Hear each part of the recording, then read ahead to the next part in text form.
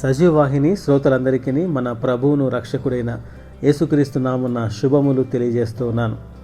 మరొక పరిశుద్ధ దినము కూడా దేవుని ఒక వాక్యముని పంచుకునే అద్భుతమైన భాగ్యాన్ని దేవుడు నాకు అనుగ్రహించినందుకు ఆ దేవునికి వందనాలు చెల్లిస్తున్నాను. మీరందరూ కూడా బాగున్నారని, క్రీస్తులో బలపరచబడుతున్నారని, వాక్యంలో మీరందరూ కూడా ఎదుగుతున్నారని, ఆదరించబడుతున్నారని నమ్ముతూ ఉన్నాను. విజయోత్సవములు 30 రోజులు అనే యొక్క పాఠ్య భాగంలో ఈ యొక్క పరిశుద్ధ దినము కూడా మనము ధ్యానం చేయబోయే అంశము ప్రార్థనతో విజయోత్సవం. ఆదికాండము 33వ అధ్యాయము మొదటి 3 వచనాలు. యాకోబు కనులెత్తి చూచినప్పుడు ఏసావును అతనితో 400 మంది మనుషులను వచ్చిచుండిరి. అప్పుడు అతడు తన పిల్లలను లేయా రాహేలులకును 2 దాసీలకును పంచి అప్పగించాను. అతడు ముందర దాసీలను, వారి పిల్లలను, వారి వెనుక లేయాను ఆమె పిల్లలను, ఆ వెనుక రాహేలును, తాను వారి ముందర వెలుచు తన సహోదరుని సమీపించే వరకు 7 మార్లు నేలను సాగిలపడెను అని వాక్యం చూస్తూ ఉన్నాం. యాకోబు ఈ సందర్భంలో ఎలాంటి పరిస్థితి ఎదుర్కొన్నాడో అలాంటి పరిస్థితులే విశ్వాస జీవితంలో మనం కూడా ఎదుర్కొంటాం. దేవుని నమ్ముకున్న తర్వాత లేదా పశ్చాత్తాపడిన తర్వాత ఇలాంటి పరిస్థితులే మన జీవితంలో కనిపిస్తూ ఉంటాయి. యాకోబు మోసం చేశాడు, యాకోబు పారిపోయాడు, యాకోబు మారిపోయాడు, యాకోబు ఆశీర్వాదం పొందాడు. కానీ ఇక్కడ యాకోబులో భయం కనిపిస్తుంది.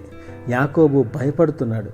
ఆ రాత్రే దేవునితో మాట్లాడి దేవుని నుండి ఆశీర్వాదం పొందుకున్నాడు. అక్కడ వాక్యంలో కూడా యాకోబు గెలిచాడు అనే పదాన్ని కూడా మనం చూస్తాం.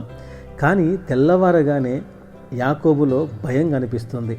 ఇలాంటి పరిస్థితి మన జీవితంలో అనేకసార్లు మనం చూస్తూ ఉంటాం, అనుభవిస్తూ ఉంటాం. ఇక్కడ యాకోబు భయపడటకు కారణం ఏంటి?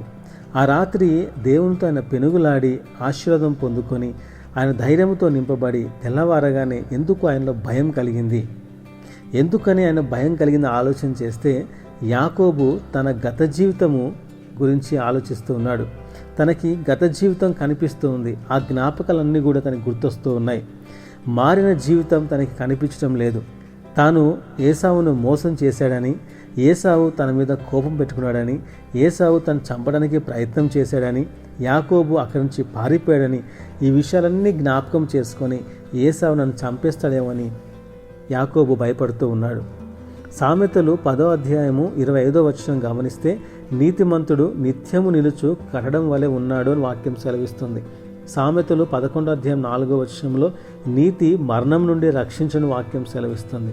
సామెతలు 11వ అధ్యాయం 8వ వచనంలో నీతిమంతుడు బాధ నుండి తప్పింపబడును అని వాక్యం సెలవిస్తుంది. సామెతలు 12వ అధ్యాయం 3వ వచనంలో నీతిమంతుల వేరు కదలదని వాక్యం సెలవిస్తుంది. సామెతల గ్రంథము 12వ అధ్యాయం 13వ వచనంలో నీతిమంతుడు ఆపదను తప్పించుకొనును వాక్యం సెలవిస్తుంది. నీతిమంతుల గురించి అనేకమైన వాక్యాలు పరిశుద్ధ గ్రంథంలో మనకు కనిపిస్తూ ఉంటాయి. అయితే ఇవన్నీ కూడా ఈ సమయంలో యాకోబులో ఏమాత్రం కూడా పనిచేయట్లేవు. ఎప్పుడైతే శ్రమ అతనికి ఎదురైందో 21 సంవత్సరాలు ప్రేమించిందంతా వదులుకోవడానికి యాకోబు సిద్ధపడ్డాడు.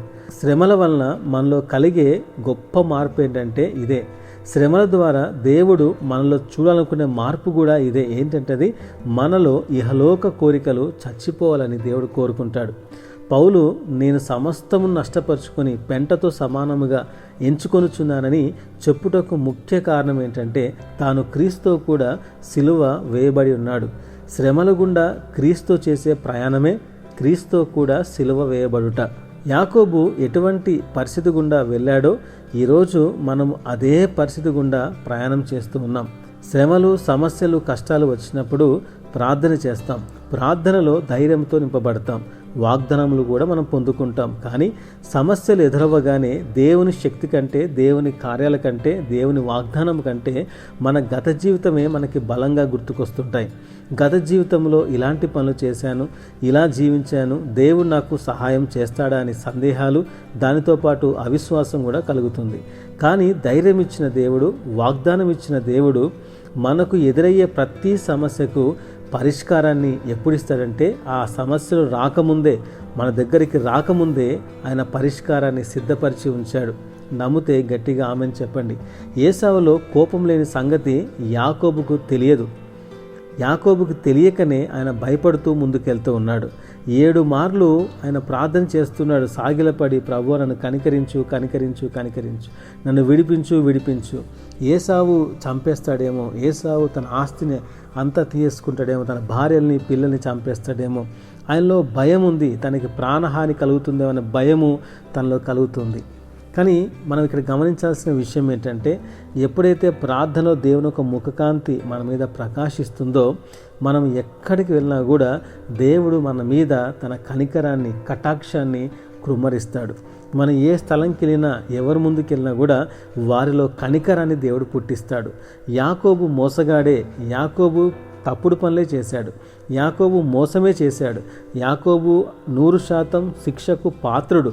కానీ ఎప్పుడైతే తన జీవితము మారిందో, ఎప్పుడైతే దేవుని సన్నిధికి వచ్చాడో, ఎప్పుడైతే అన్నీ విడిచిపెడతానికి ఆయన సిద్ధపడ్డాడో, నాకు దేవుడే ముఖ్యము, నాకు జీవితానికి దేవుడే నాకు ఆధారము అని నమ్మాడో, తన నీతిమంతుడు తీర్చబడ్డాడు.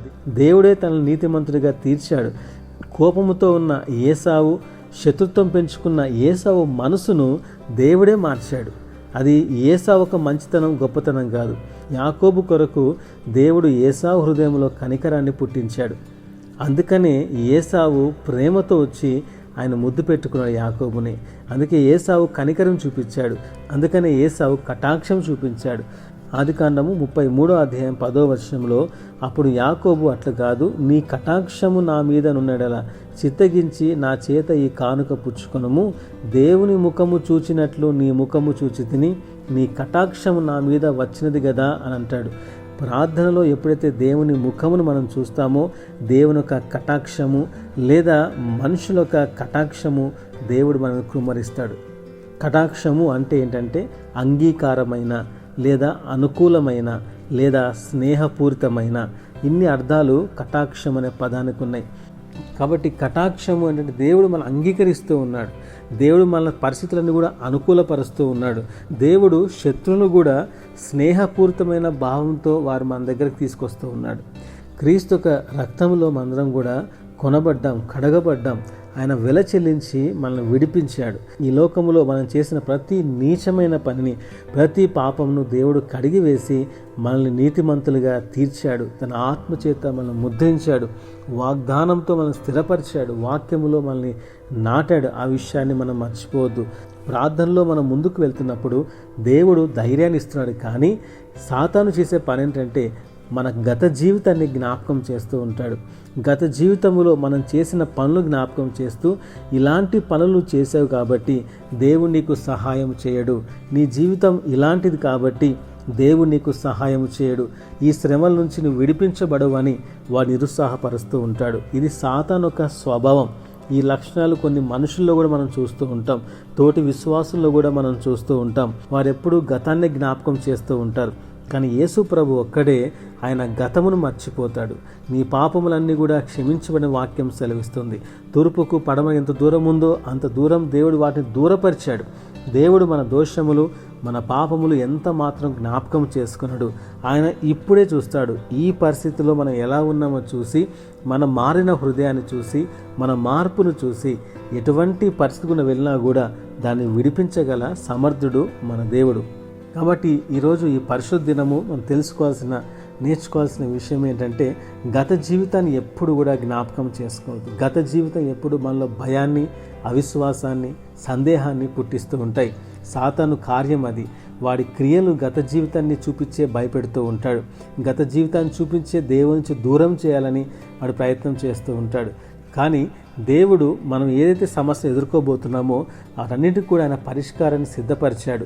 అందుకే మనం చేయాల్సింది ఒకటే, యాకోబు వల్లే ప్రార్థనలో మనం దేవుని దగ్గర పోరాడాలి, ప్రార్థనలో కనిపెట్టాలి. ప్రార్థనలో దేవుడు ఏదైతే మనతో మాట్లాడాడో అదే ఫైనల్. దాన్ని ఎవరు కూడా మార్చలేడు. దాన్ని మార్చటము ఎవరి తరం కూడా కాదు. అందుకే సాతాను సందేహాలు మనలో పెట్టి వాటిని తొలగింపజేయాలని, వాటి దొంగిలించాలని ప్రయత్నం చేస్తూ ఉంటాడు. వాడు దాన్ని ఏం చేయలేడు. కానీ మనలో అవిశ్వాసం పుట్టించి వాటిని లాక్కోవాలని ప్రయత్నం చేస్తాడు. ఎప్పుడైతే మనం దేవుని ముఖాన్ని చూస్తామో ధైర్యంతో మనం ముందుకెళ్తాం. కాబట్టి ఈరోజు నీవు ఎదుర్కొంటున్న సమస్య, ఈరోజు నీవు ఎదుర్కొంటున్న కష్టం కావచ్చు, శ్రమ కావచ్చు, దానికి ఒక పరిష్కారము, దానికి ఒక సమాధానము దేవుని చేతిలో ఉంది. దేవుని కొరకు సిద్ధపరిచాడు. ధైర్యంతో ముందుకు వెళ్ళు. దేవుని యొక్క అద్భుతమైన ఆ కటాక్షమును, కనికరమును నీవు పొందుకుందుగాక. ఇటు మాటలు దేవుడు దీవించునుగాక. ఆమేన్. ప్రార్థన చేసుకుందాం. పరిశుద్ధమైన దేవ, మహోన్నతుడ, నీకు వందనాలు, స్తోత్రాలు చెల్లిస్తున్నాం. ఈ పరిశుద్ధ దినము ప్రభువా, నీవు ఇచ్చిన లేఖన భాగాలు బట్టి వందనాలు. పరిశుద్ధమైన దేవ, యాకోబుకు ఏ విధంగా అయితే కటాక్షము చూపించావో, యాకోబు ప్రార్థన చేసినప్పటికీ ఏసావును ఎదుర్కొన్నప్పుడు ఎంతగానో భయపడ్డాడు. కానీ చివరికి అద్భుతంగా ఏసావు మనసును మార్చి తనకు సమాధానం కలగజేశావు. అదే రీతిగా ఎందరైతే సమస్యల గుండా వెళ్తున్నారో, ఎందరైతే సమస్యలు నలిగిపోతున్నారో ఏసావు మనసును ఏ విధంగా మార్చావో, అదే రీతిగా వారు ఏదైనా శత్రువులను ఎదుర్కొంటున్నప్పుడు కానీ, సమస్యను ఎదుర్కొంటున్నప్పుడు అటువంటి పరిష్కారాన్ని చూపించి సమాధానం దయచేయండి, విశ్రాంతిని దయచేయండి. అద్భుతమైన నీ కార్యము జరిగించి ఈ సమస్యల్లో, ఈ శోధనలో, ఈ శ్రమలో నెమ్మదిని దయచేయండి. నీ సంతోషంతో, నీ పరలోకపు ఆనందముతో ప్రతి హృదయాన్ని నింపండి. విన్న వాక్యాన్ని హృదయంలో ముద్రింప చేయండి. వేటి కోసం ఎదురు చూస్తున్నారో, ప్రార్థన చేస్తున్నారో, కనిపెడుతున్నారో అవన్నీ కూడా మీరు వారికి అనుగ్రహించి మీరే బలపరిచి సహాయం దయచేయమని యేసు నామమున ప్రార్థిస్తున్నాం తండ్రి. ఆమేన్.